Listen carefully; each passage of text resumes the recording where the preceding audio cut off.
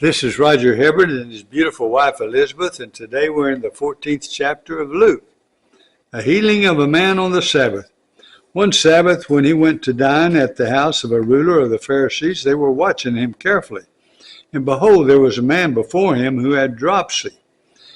And Jesus responded to the lawyers and Pharisees, saying, "Is it lawful to heal on the Sabbath or not?" But they remained silent. Then he took him and healed him and sent him away. And he said to them, "Which of you having a son or an ox that has fallen into a well on the Sabbath day will not immediately pull him out?" And they could not reply to these things.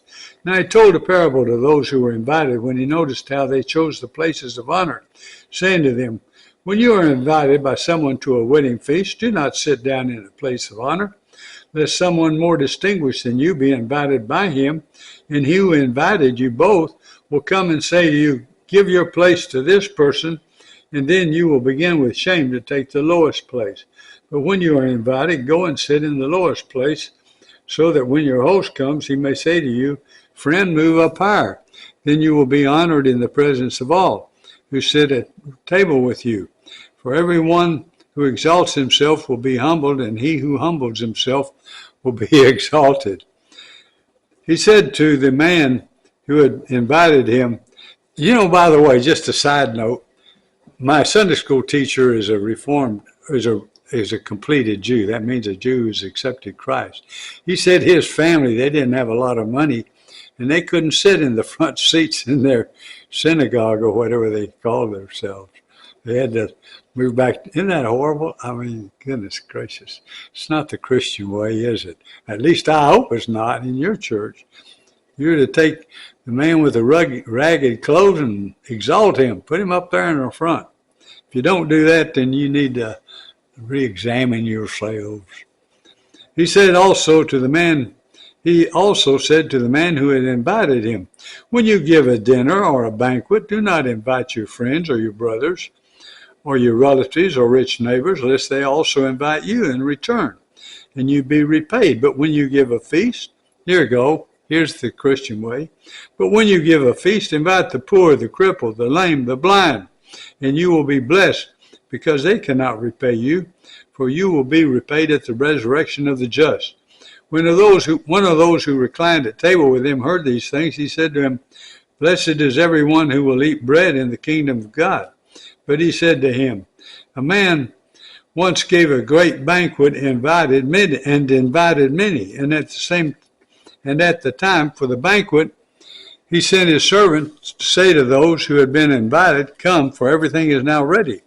But they all alike began to make excuses. The first said to him, 'I have bought a field, and I must go out and see it.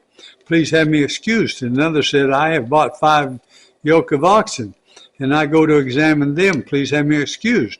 And another said, 'I have married a wife, and therefore I cannot come.'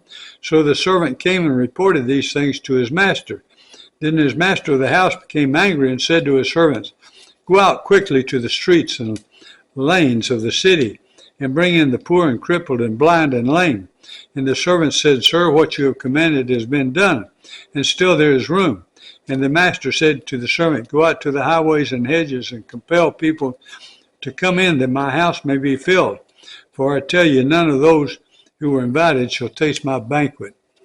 Now great crowds accompanied him, and he turned and said to them, 'If anyone comes to me and does not hate his own father and mother and wife and children and brothers and sisters, yes, and even his own life, he cannot be my disciple.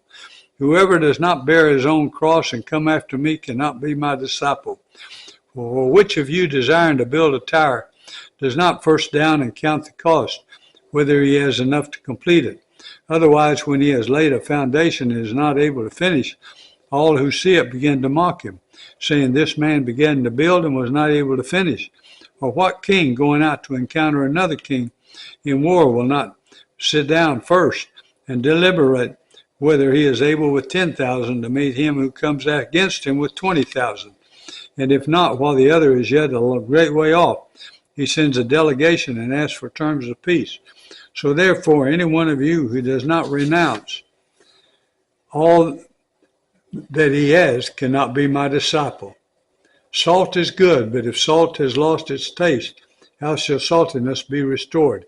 It is no longer used for the soil or for the manure pile. It is thrown away. He who has ears to hear, let him hear. All right. And now we're going to go to 2 Thessalonians, the first chapter.